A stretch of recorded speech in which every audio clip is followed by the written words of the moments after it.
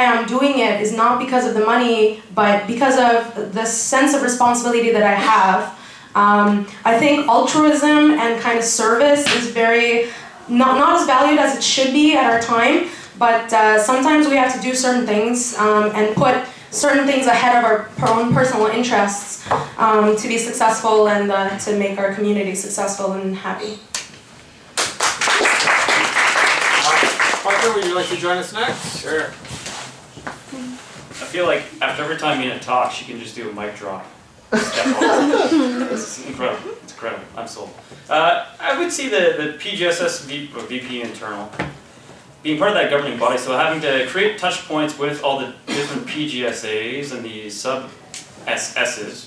student societies below it, and really getting the feel or the fingers on the pulse of those societies, getting insights as to what they require. So a lot of touch base, a lot of reaching out to the leadership of the PGSAs, of the other student societies, and perhaps even requesting time to speak. So when, say, a student society gets together, an SA or student association gets together, and there's their leader speaking, so that the VP internal can have an opportunity to get maybe an open floor, a quick forum, and get insights directly from those sub-student societies and student associations. So that'd be, I think, a pretty important way of touching base and creating more touch points with the student body, postgraduate student body in general.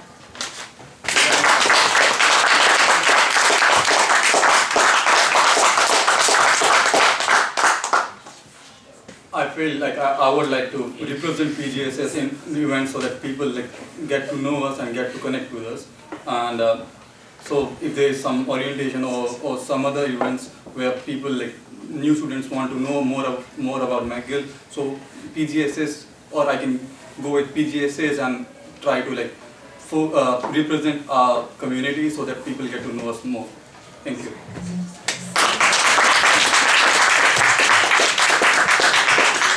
We'll take one more question if anybody's... Okay, now it's awkward because nobody has one. Great, awesome, thanks for saving us. So the last referendum didn't really have a fantastic turnout. It's kind of pretty well known that we kind of have a lack of engagement of our community at PGSS. And so I was wondering if you guys, for all candidates, if you guys had any ideas how you try to increase engagement from PGSS, both in the initiatives and the events that we have.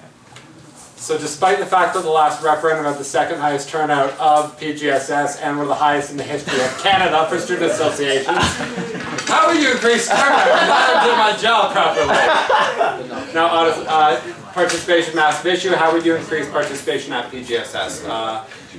Abhishek, would you like to start? Yeah, this is a serious issue. When I talk to my classmates regarding if you want to be a PGSS or want to engage into these events, they are kind of very reluctant, and they say they have some other important tasks to do. So yeah, if not them, we can try to reach as many as possible, try to find out people who are interested. So just by advertising ourselves or try to going through mails or physically reaching them, just trying to reach them. So we cannot try to pull them here. It's all up to them if they want to come or not. Thank you. Mina, would you like to go next? Sure. So it was the most successful elections in PGSS. However, out of 8,600 people, only 22% participated. This is much better than the general elections, which was 14%. So there's definitely an increase, and it looks like the orientation week is actually working, and these new people that are coming in and being really interested in these kinds of things, and they're actually participating in the elections. So part of my campaign is transparency. I think the people who are not voting either don't think that PGSS represents them, either don't know what PGSS does for them, or they don't have an idea of what these changes during the elections or the referendums mean for them. So we have to increase transparency. We have a bi-monthly newswire that kind of goes out and tells them about what's happening, but it's certainly not enough. So we have to make ourselves available, increase our online and on-campus presence, and hold office hours, as well as provide updates for people who want to know about these things. So I think transparency should be something that we should be focusing on, and it will definitely improve the participation in the elections as well.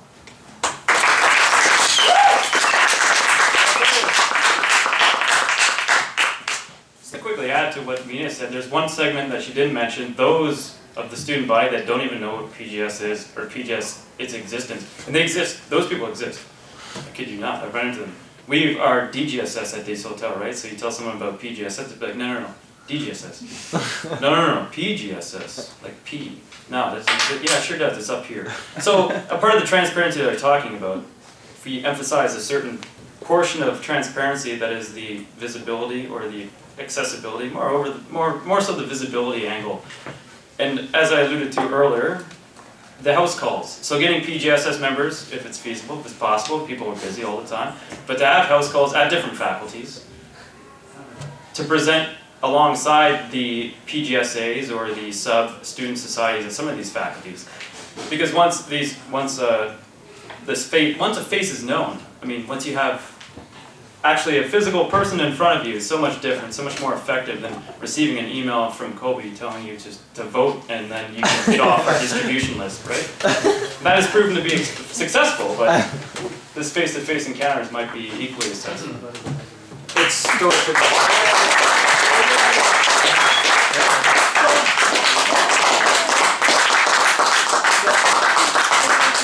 I did recall that I offered the candidates an opportunity to ask questions to each other in front of everybody, so if anybody has a burning question on that front. One Yes. quick question. Sorry? Do we have time for one quick question? Sure! Okay, so we were just kind of coming down to this question, which is, how are you in a team? We're 6 of us and we're always making decisions together, and you can imagine 6 brains in one room.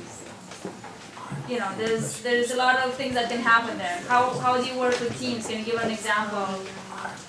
So your experience with teamwork, how do you work in teams? If you'd like to give an example. Parker, would you like to start? Sure, okay.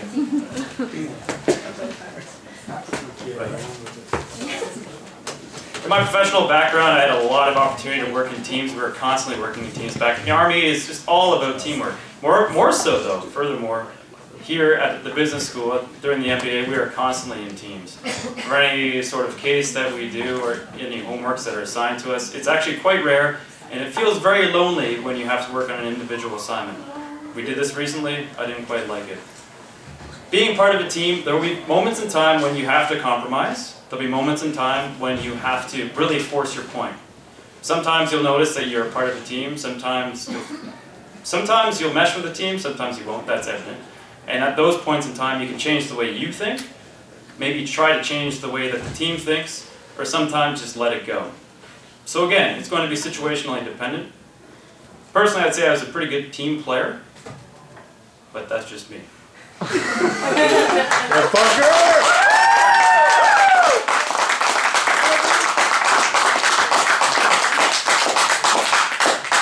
I'm pretty receptive to take ideas and give mine. I hope you are on the same side. I will be receptive to take my ideas as well. And like in India, we play a lot of cricket, so it's a team game. So I like playing the game. So you cannot go alone. You have to carry your team with you, and you have to take everybody's opinion in order to do something. So everybody has some value, has some opinions, which should be taken care of while taking any decision. So that's my answer. Anyone wants to start a cricket league at McGill, I will join you, although I'm not a student here. I'll start by saying that number one, I'm already on a team, McGill fencing, yeah.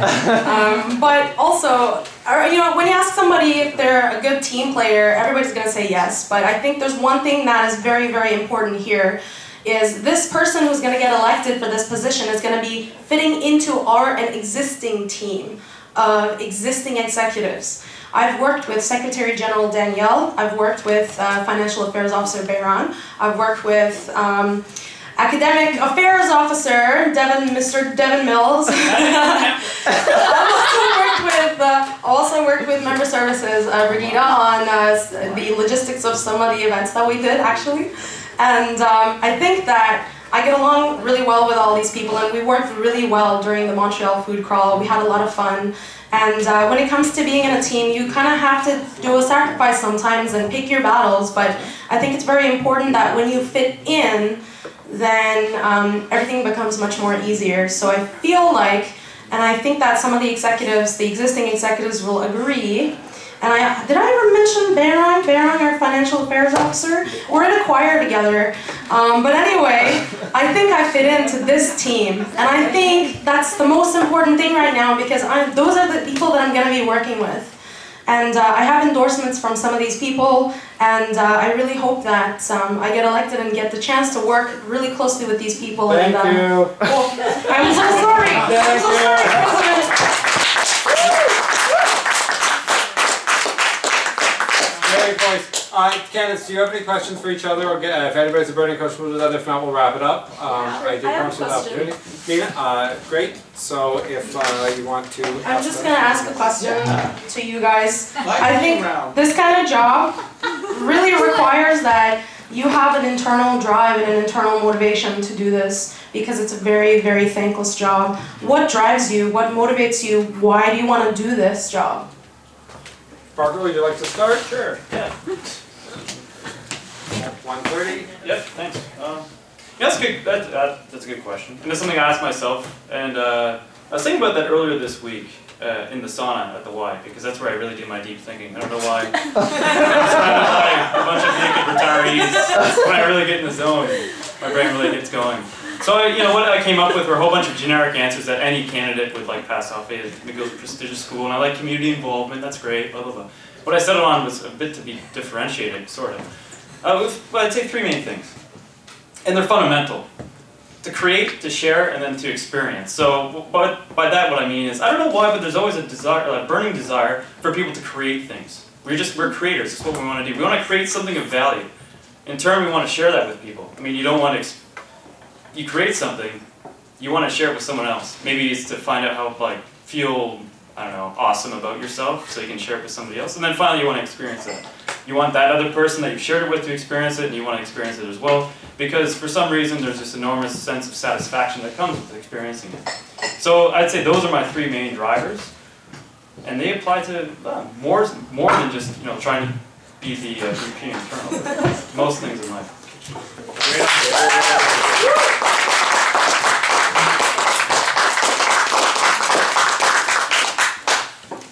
I like to learn and let people learn my culture, and I'm very kind of I want to integrate with people, so I want to learn your culture and teach mine if you want to. And I like to share my things, and I'm kind of very passionate to do teamwork, and that's one thing that drives me to it's more of knowing things and knowing Canada better. If doing anything else, it will be the best thing to know Canada or know Montreal in specific. This is one main reason for me to get into this. Yeah, of course. Well, Parker, now that I know, I should go to the Y more often. Actually, they were here during Healthy Lifestyle Night, so we should have asked them to give us a free pass. So That's where I won my free I can pass. drop by the sauna. But I have to say, I really love people, working with people, bringing people together. There's no comparison to creating something from nothing and having people come in and enjoy that with you. I think that's a big part of this portfolio, and when I was working with Gesa and with Sahid, the past two internal affairs officers, I kind of got to see that side of the job. It's not just throwing parties or not just attending meetings, but you're actually putting something together for a community to bring them together, to make that bond stronger, to include everybody. So I think that's a very, very noble job to be able to have, and I hope to be able to do that if I get elected. Thank you.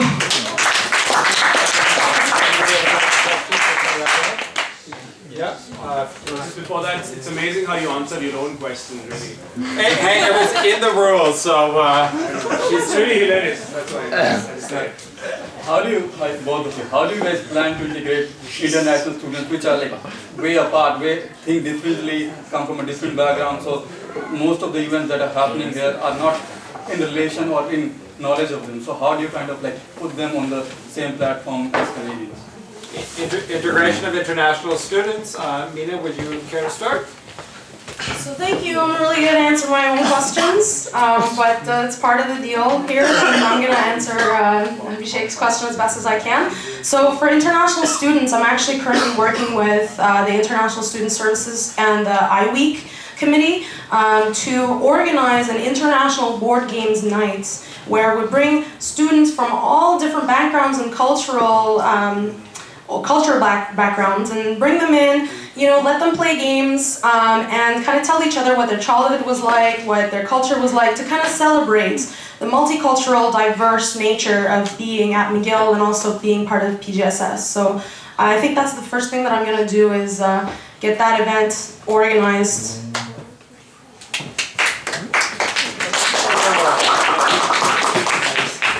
You meant not only international students mixed with other international students, but also like domestic Canadian students as well, right? But they are more or less the same culture. I'm talking about people with different culture altogether. Oh, different culture altogether. So I take an example out of, I think we've done this very successfully at the Des Hotels Faculty of Management, in fact. We have a cohort that's about 75% international, I think, and we've meshed very, very well. So to take the model that we've used down there and bring it up here. And one thing I was disappointed that hasn't happened yet, or maybe I missed it, is something like an around the world event. So there are two principal things that I think that people really gather around and can really become cohesive over. One of them is food. We all love to eat. We've got that in common. The other one's drink. Most of us like to drink. And internationally, obviously, there's this great big cuisine, different foods, different drinks, bring them together, throw some people into that, and then you have a mixture, right? So events such as that, like an around the world that includes all these different cuisines that everyone wants to come and experience. We've had a couple of those at our Des Hotel, as well as theme-specific nights that everyone is encouraged to come in, such as Diwali party or a Latin America night. So food, drink, cohesion.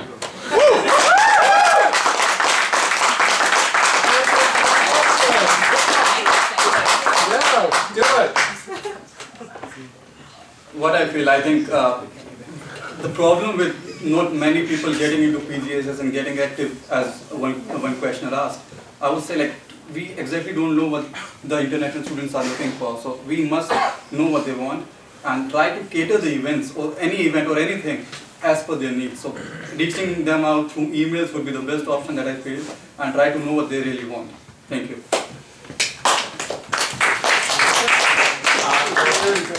You're okay, we can move into closing. Fine. Okay, great. So with that said, we'll move into closing speeches. Those of you on YouTube, you've almost made it, so good job. Mina, you started, I believe? Is that true? You were the first to speak? No, Mark, I'm sorry. So you have a minute and a half to do your closing speech, and anything that has been said until this moment is fair game, but anything going forward cannot be referred to in your closing speech, so you may not introduce anything new nor speak about other people's closing speeches. So without further ado, I give a minute and a half.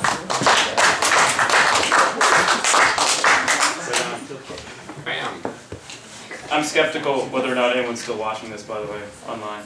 There's two things, recency effect, primacy effect. So recently I mentioned something about food and drink. And the first thing I mentioned was, so that's important, food and drink, you remember that. First thing I mentioned was that postgraduate student journey that I was talking about, so the learn, connect, elect, and then experience, if you recall. So I hope that this evening you had an opportunity to learn about all the candidates running. I know I certainly did. I didn't, well, being as lightning quick as this process was, I didn't know anything about either, nor did you know anything about me. So it was good to learn about you guys, your experiences and platforms, and I hope the audience has done the same, as well as connect with some of your ideas and concepts and your background and interests. So to the audience, hopefully you've had that opportunity as well. Everything that's been said has been said, so you can take the time to synthesize that. And that's all I have to say, but thank you very much.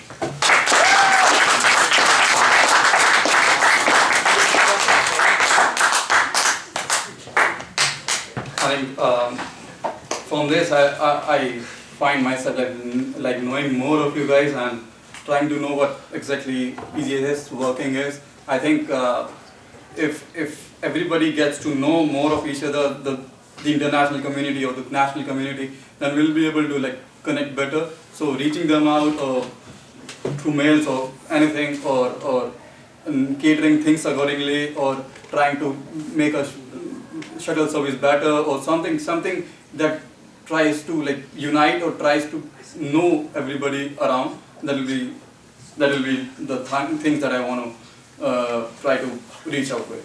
Thank you.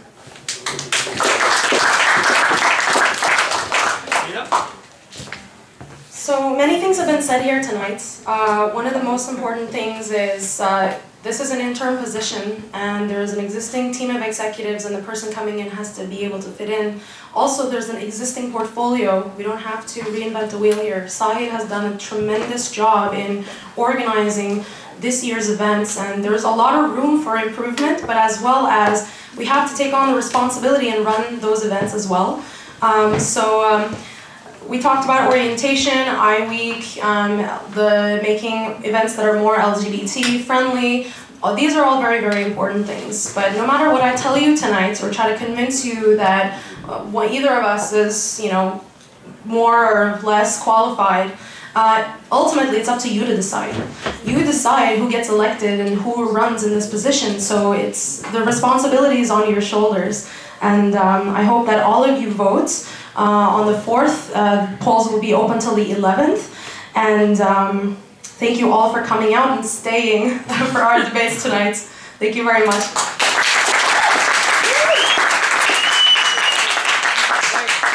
Thank you so much for staying till the end. I didn't lock the doors this time, so you guys could have fled at any time. So voting opens Friday morning. You'll get lots of annoying emails from me. The only way to get off that listserv is to vote. So please spread the word on. You guys are the keeners. So now hopefully